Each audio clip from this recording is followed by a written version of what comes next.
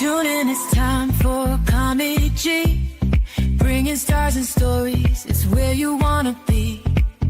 From celebs to entrepreneurs, she's got the scoop. Community and entertainment, she's in the loop. Every smile a burst of velvet light. Through the screen she shines so bright. With the laughs and tales that weave tonight.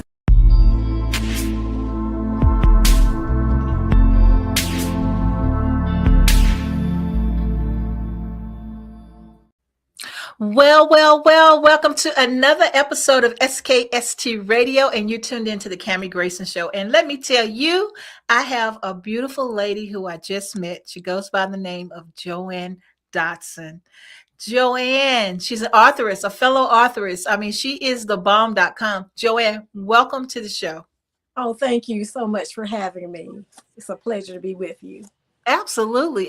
Thank you, girl. So I see it's still sunshiny out your way. And baby, let me tell you something. It is like looking all good. You got all your glow going on. And woo, I just want to learn everything that you got going on.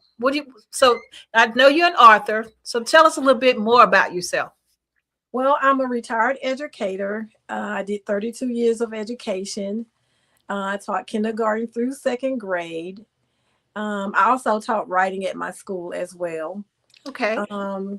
When I was teaching writing, we had a program called Spilled Ink. And Spilled Ink was a program where the students would write their stories from kindergarten through second grade. We had a committee that would select the books. We had, they also illustrated their stories. So we had illustrators as well. And each year we would have an author's tea for them with their printed book. We'll compile it. Yeah, we'll compile it into one book called Spilled Ink. And then they would come and read their author title or their illustration, show the illustration to the entire group of parents. And so I've been just loving books and writing ever since I can, what we say, remember ourselves. Okay, so have you always had the knack for writing? Well, yes, I was just telling someone that I think I might have been reading around 6 years old and started writing around that same age because my mom was a pastor. And so when she exhausted all of her information from the books, that she could pull poems from, back in the day, people would get up and remember their Easter speech and had to say it. And so when she exhausted all of that, she would say, well, I don't have any more poems to pull from this source. So my sister and I, she said, would y'all help me write these Easter speeches? So we would write it and give it to the members of the children that were a member of the church. And so, again, they had to remember it and they had to say it. There was no looking at your paper or your cell phone, any of that stuff back then. Yeah, absolutely. So do you think your role as from learning to be a writer, do you think that's the reason why you became an educator? I think it is. Actually, no. No? You know what? No, I think, for me, everybody have their gifts and their talents. I think it was a calling for me. Ever since maybe the fourth grade, I had a teacher named Mrs. Dean. And I've always had like my neighbors next door. I always had that little chalkboard and I was like, come in the backyard. Let me show you how to do your letters and your numbers. And Jonathan and Teresa was the boy and girl's name that I was teaching to. And so I said, come let me show you how to do your letters and your numbers and stuff. So, after we got through making mud pies, of course. Of course. But yeah, from there. So what solidified it though for me was Mrs. Dean. She was my fourth grade teacher. She just solidified the whole thing for me. And I knew really from the fourth grade, because, growing up, you want to be several different things. And I knew that was a part of my journey was helping others. But she solidified it for me in the fourth grade. And so I knew I wanted to be a teacher. Told my mom then, Mom, I want to teach. And so that was always my goal to do that. Yeah. To me, it just seems so amazing when we can help little brains function, right? Um, Absolutely. I used to do, when I worked for the mall, we had a kids club program, and I would do Young Authors Network. And that's where the little kids get to come and do exactly like your program. They get to learn how to do illustration, they get to write their stories, and then before they're done, they get a chance to recite to the parents at the mall. And so it was so cool because you got a little stage and you got all the people in the mall walking, and they get a chance to see the little author up there reading their own book and watching a little illustration. So that is something that, it's a gift. It's a gift that I believe that we share, that we can share with others. And so, what reading is what it gets kids in the mode of being out of their box, right? It gives them an opportunity to grow and go to different places, and it's just amazing to me. It really is. And reading and writing go hand in hand. Absolutely. It really does. And when I was teaching writing, I would, the kids would often say to me, "Well, I don't know what to write about." And so, and I would say to them, "Well, what about what you told me about your sister the other day?" So they were like, "Oh, I can write about that." I was like, "Listen, right? You can write about anything. Your journey to the grocery store, the time you got in trouble. Of course, we had our prompts and all those things. Right. I always ran into that one student who told me they couldn't. I don't know what to write about. So, and I said, "Really?" I said, "Well," and then I would say to them, "Well, tell me what you just said to me." And they would say, "What did I say, Mrs. Dotson?" And I said, "You just told me you didn't know what to write about." I said, "Write about that." I don't know what to write about. And how you walked over here to me, the things that you had going through your head at the time. I said, "Write about that." So that's how I, would inspire them to go ahead and write. You can write about anything. You know what? So you're being humble here. I mean, so you've won all these prizes and teacher of the year and all these different things. And so you are that person that those kids love. So tell us a little bit about that. Well, oh wow, I really miss teaching, um, and I guess for me, I was just always, and this is cliche, but when kids arrived at school, I was their parent while they was there. Yeah. I don't have children of my own, although I have a host of nieces and nephews, believe me. But I was just that parent at school. If I had kids, I treated them the same way. I, would discipline them. I couldn't put my hands on them, of course, but I'm like, no, we don't do that. But Hmm. I was just that teacher. You're right. That all the kids love. I stay in contact with some of my fellow students, former students now. I had one that stopped all the way from Virginia just to come and see me on his way to Oh, Florida. And so, just a bunch of them that I still stay in contact with. And I also taught chess while I was teaching. We used to have chess tournaments at my school. hmm. So I would teach them how to play chess because it is a game where it teaches you to really think and use your cognitive skills, and it Hmm. teaches patience. Before we would have the chess match, I would say you got to shake hands, and no matter what Hmm. happens after the chess game is over, whoever's won, you have to shake hands again. So it helped to build them with the mathematical skills. It Hmm. taught the patience. It taught cognition. Chess is just a wonderful game that I taught as well. My room, I think, was just one of those rooms where it was always buzzing. I bet. I bet. I mean, just thinking about all the things that you have done and the the children that you've worked with, I know you've impacted a lot of lives. And so I just think it's amazing. I think it's just amazing. So let's go into your support system. So you have this husband, Hmm. this Benjamin man, this man here Yes. goes by the name of Mr. Benjamin Dotson. So Yes. tell us a little bit about him and how he's been so supportive in your life. Well, my husband is a retired educator as well. He taught high school at Baldwin High. He was, again, with me. I'm also a retired pastor. We were in the ministry together. But he has gone with me on some of my expos, my author expos that we go to, carries my books for me, and just supports me in any way with this authorship that I have. And, even when I was teaching, even with the kids, they were, some of the parents, I would give them my phone number. Mm-hmm. And so the kids would call me and so he would say to me, well, sweetheart, they don't think that you have a life outside of teaching, do that. Well, I just need to talk to them for one more moment. And we're going to, and so I was telling the kids, well, I have to go now. But I had that relationship with that kind of relationship with the parents.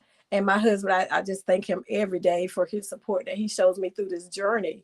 It is, sometimes it's late night hours when I'm talking to my illustrator. She's from Pakistan. And so her time is different from my time. Mm-hmm. And so the late night hours, I'm in the office, and he supports me in that way, without telling me to come to bed. So he knows what I'm doing. When you come to bed, girl, you've been working all day. Yeah, he knows what I'm up to. And we're trying to get the book, in its proper form before we actually send it out. I love it. I love it. And so my next question for you is really simple. Mm-hmm. You have a few hobbies that you like doing. Yes. What is your most favorite hobby? Listen, my most favorite hobby right now is traveling. I love traveling. I am headed to Paris May the 9th.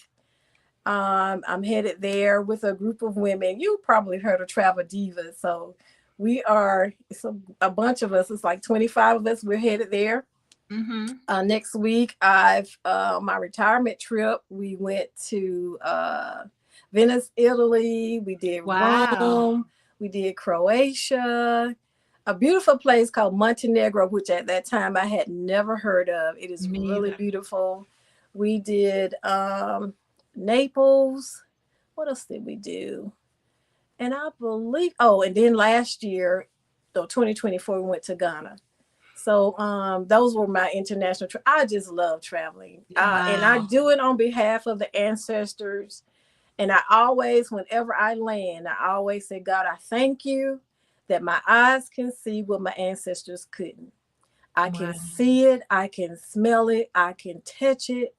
And while I'm there, I can taste it. And I just raise my hand and say, God, I thank you that I can see what my ancestors couldn't see and do what they couldn't do.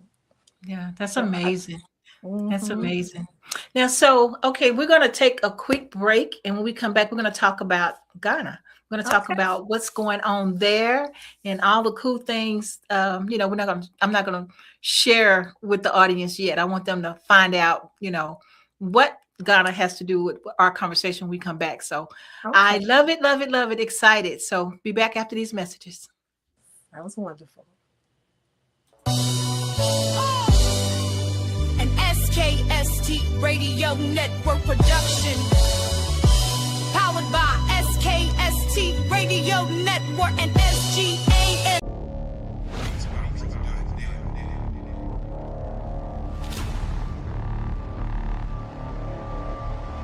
Story has a moment when it finally meets the world. And for author Kami Grayson, that moment is now. This book is more than words on a page. It's a journey, a message, a movement. Calling all authors. Is your book ready to go from finished to fully seen? The Kami Grayson PR agency is your partner for premium branding, copyright and trademark guidance, cinematic book trailers, polished author websites, media exposure, and monthly marketing support. We don't just promote books, we build authors. Dive into the vibrant world of the SKST podcast, where passion meets entertainment.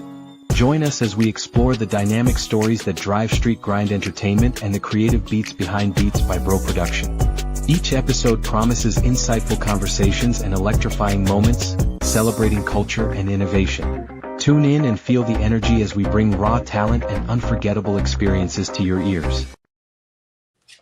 All right. If you just tuned in, you haven't tuned in too late. You tuned into the Kami Grayson Show. And no, this is not Authors Network, but baby, we have had a couple of good authors in here for real, making me ready for Authors Network to happen. So we have Miss JoAnn Dotson. And man, now, I don't know if you can see it. I'm going to remove my face and her face so you guys can see her little book in the corner. So I'm going to remove us just real quick.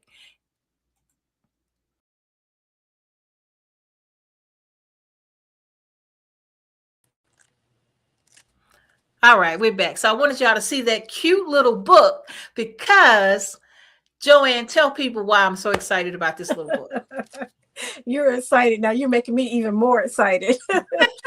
My book, Gonna Love. I went to Ghana, Africa in 2024, my husband and I went there because I wanted to honor all of my ancestors.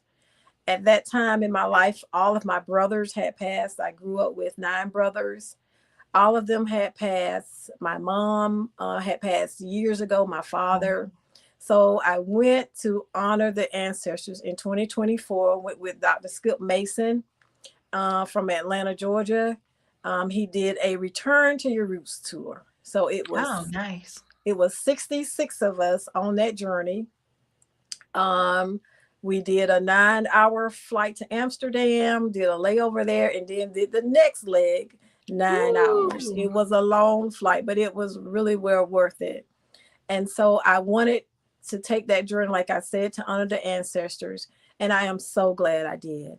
I am telling you, we did a renaming ceremony. So my name, Ghanaian name is Akua Bima. Akua Bima. Which means innocent, and I am. I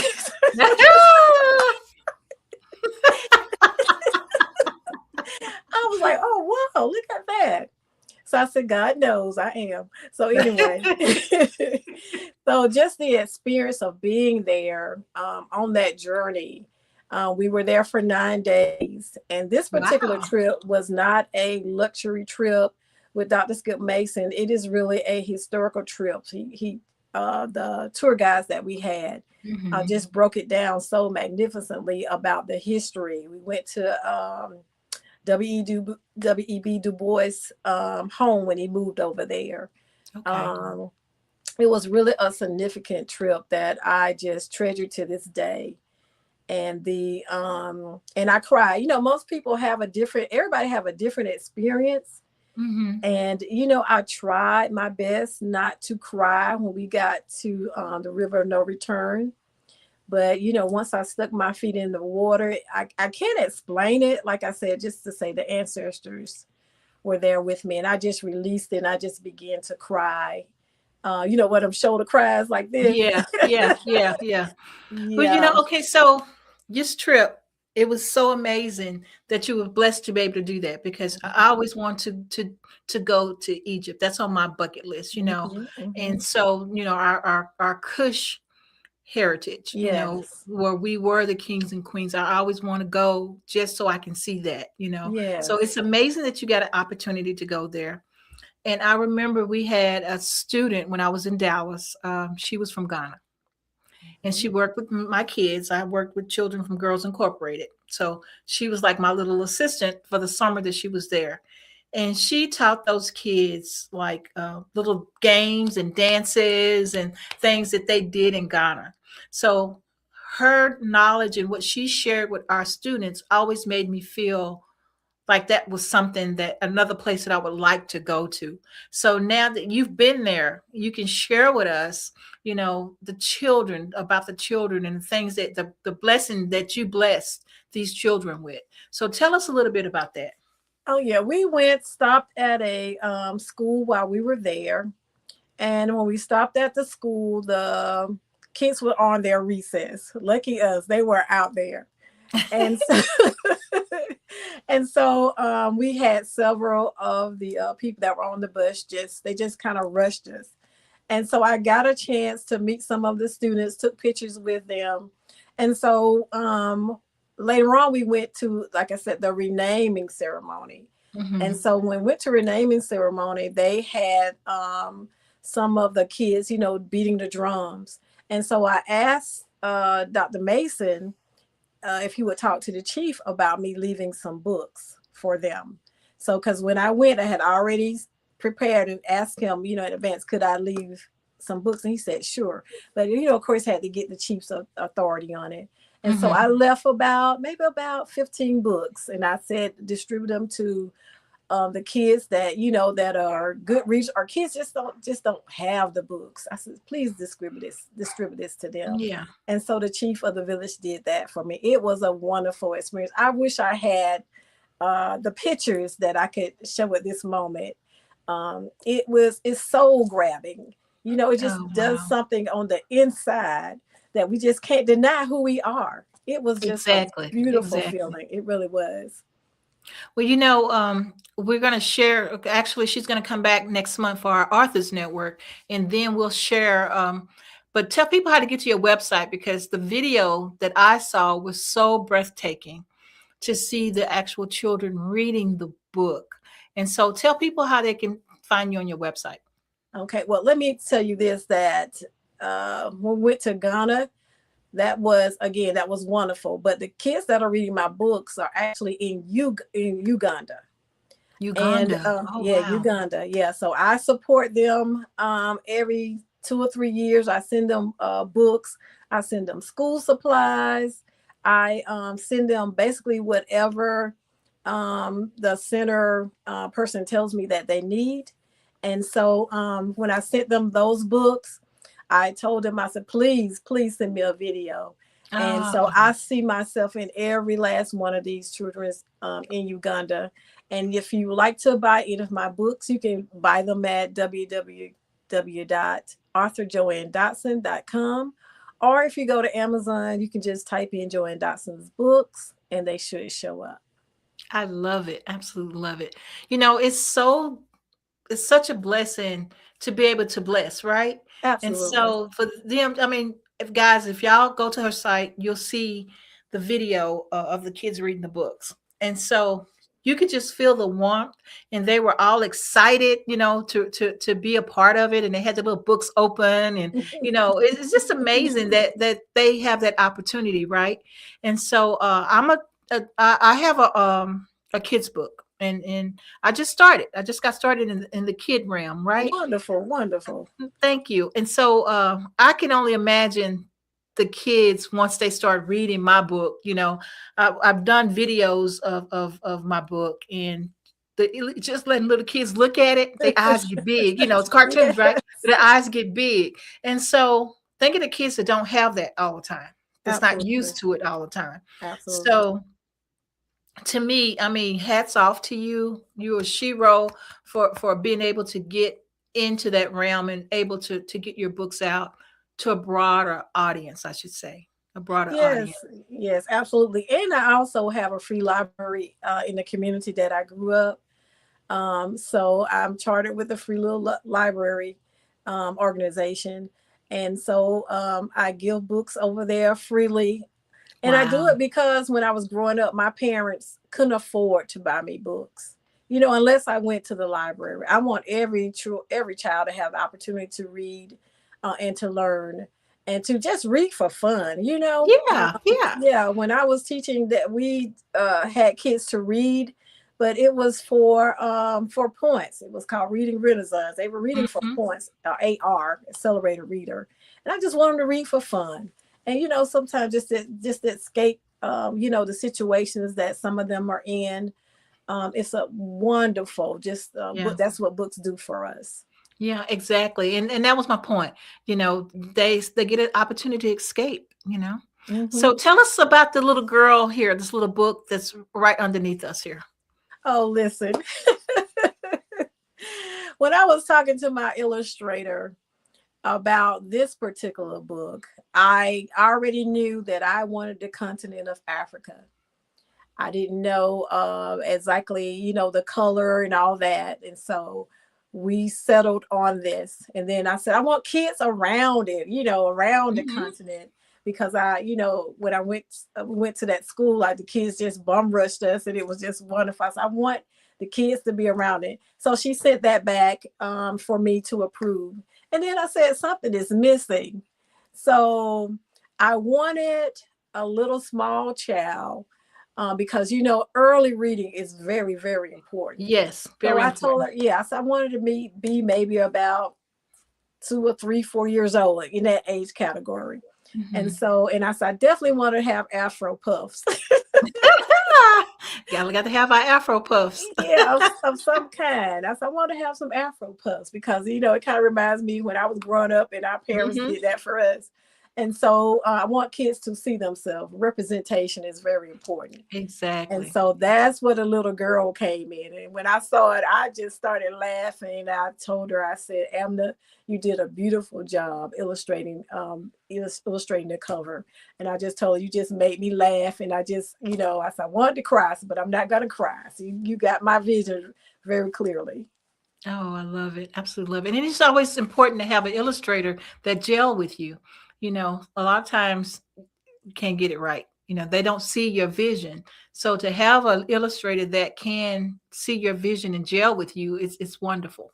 Absolutely. And sometimes, again, because she's in Pakistan, her culture and language is a little different. Hmm. When some things that I would tell her, she wouldn't quite understand. So I tried to like draw a picture of on the paper what I was talking about. And I got my little crayons and I would color, it in. I said, this is what I'm talking about.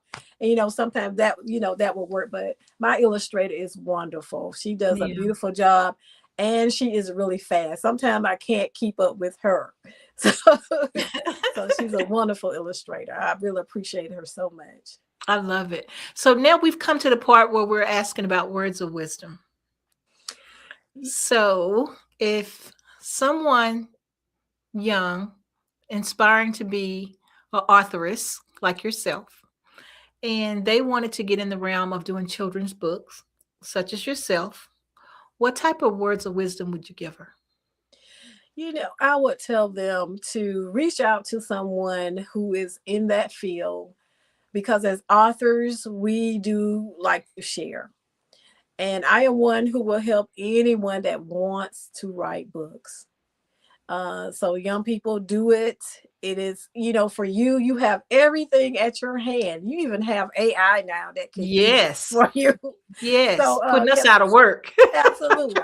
So now just do it. Find the resources and just do it. Like that Nike commercial. Just do it. It's Just not, it's do it. not hard at all. Yeah, absolutely. So now, as we come to the end, is there anything you would like to share with our audience about what's going on, what's your upcoming projects that you're working on, and let people know what's really happening out there?